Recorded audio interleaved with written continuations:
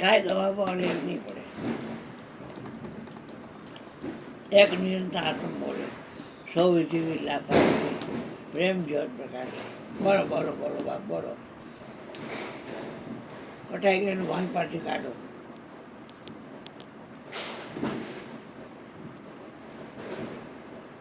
રાજાજી બાજુમાં આવ્યા ને એટલે વાત આવી. સદગુરુ મહારાજની જય.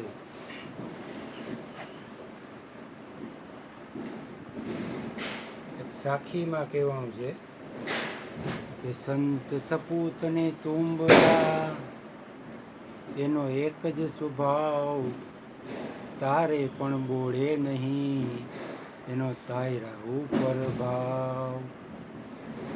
સંત સપૂતને તુંબડા, ત્રણેયનો એક જ સ્વભાવ, તારે કોઈ બોળે નહીં,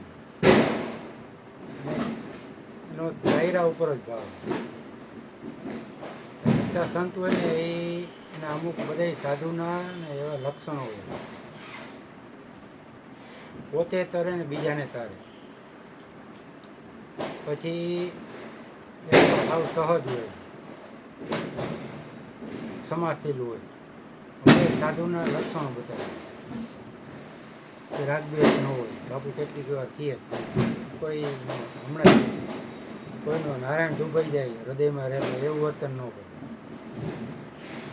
એટલે આ બધા સાધુના લક્ષણો બતાવ્યા. તો એકવાર વિવેકાનંદને કોઈ બેને એને પોતાની ઘરે જમવા બોલાવ્યા. હવે સત્સંગમાં જ વાત થયેલી છે. એ ટાઈમે તો પહોંચી ગયા, એ પ્રસાદ ગ્રહણ કરો મહારાજ કે. તો જોયું છે ખીર બનાવી, પૂરીને ખીર, શાક ને એવું. તો પ્રસાદ લેવા બેઠા એટલે થાળી આવી ગઈ. એટલે એ તો મને જમવું. પછી થોડીક વાર થઈ પ્રસાદ લેતો કેટલી વાર નિરાતે જમી લીધું. પછી એમને જમાડીને કે તમે મહારાજ કે અહીંયા આરામ કરો. એટલે અહીંયા બેઠા વિવેકાનંદ થોડી વાર. પછી ઓલા બેન જમવા બેઠા. તો એણે ખીરને લીધું. પણ મૂળ તકલીફ એવી થઈ કે ખીરમાં એને ખાંડને બદલે મીઠું નાખી દીધું. હવે ઉતાવળમાં કે ગમે તો એને ખાધી તો ખીર તો ખારી લાગી. કે મહારાજી કે આમાં કે મારાથી કે ભૂલ થઈ ગઈ, કે આમાં કે ખાંડને બદલે મીઠું નખાઈ ગયું. બેનો કે કલર એક હોય ને બાજુમાં બની હતી. પણ વિવેકાનંદે કાંઈ ન કીધું કે એ મારી કે ભલે ભૂલ થઈ ગઈ પણ તારો ભાવ તો મને જમાડવાનો હતો ને. એ એણે એવું પેલું ન કર્યું કે ભાઈ આ તો ખારી એવું જેવી છે, કેમ ખીર ખાવી. કોઈ જાતનો વિરોધ નહીં, સહજ સ્વીકારે.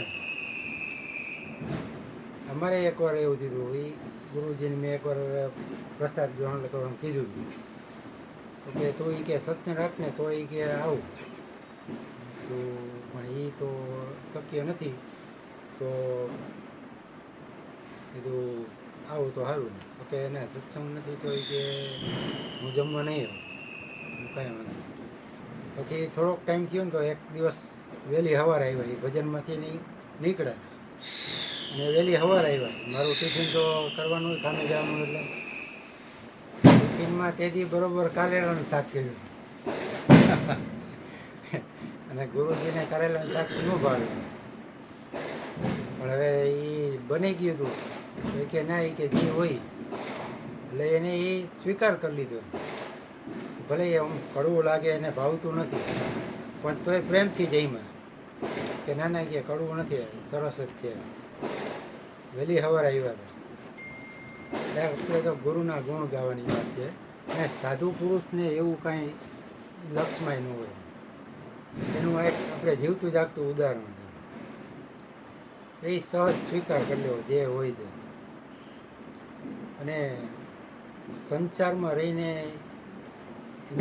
એક વાક્ય વાંચ્યું હતું, ભાગી જવું હેલું છે પણ જાગી જવું ને એ અઘરું છે.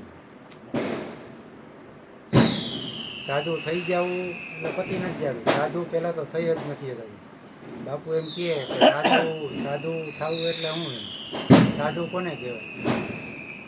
તો કે જે કોઈ પણ જાતનું સાધન ન કરતો હોય એને સાધુ કહેવાય. બાકી ભાગીને જે સાધુ થઈ ગયા હોય એને આપણે બહુ ખરાબ ઉદાહરણ છાપામાં ચડી જાય. આપણે એની ઉપર ધ્યાન ન પડે. સાધુતાના લક્ષણો બધા સાધુ તે સાધના સુકરે જેને મહાધન લાયજો આ દિલની તે દુગ્ધાયુ ટળી મન નિશ્ચળે બાંધો સાધુ તે સાધન સુકરે. જો તમે મન નિશ્ચળ બાંધો ના મારે તો આંખના કાનમાં નાકમાં ક્યાંય જાય તો નિશ્ચળ બાંધો હોય તો આજે પગાર બોલો બોલો બોલો બોલો તમે એટલે મુદ્દો સાધુનો આવ્યો ને તમે વચમાં તમારા પ્રતિકોણ એટલે આપણે એ લક્ષણ બધા એમ એ પહેલેથી સાખી બોલ્યા કાંઈ કે નથી. સંત સપૂત ને તુંબડા એનો એક જ સ્વભાવ. એ તારે પણ બોલે નહીં. એ હમણાં જ આ સત્સંગમાં વાત થઈ કે મનસુરની છોકરાને ઉભો કરવાનો હતો. તો પરમાર્થે એણે બધું કર્યું પણ નામ ન જોયું. પરમાર્થે કાયા ધારી છે એ માધવ નહીં મુરારી છે. એ માનવ નહીં મુરારી છે. પરમાર્થે કાયા ધારી એ કોઈ સ્વાર્થ નથી. એ સાધુતા આવી હોય.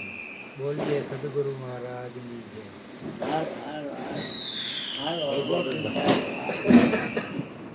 સાહેબ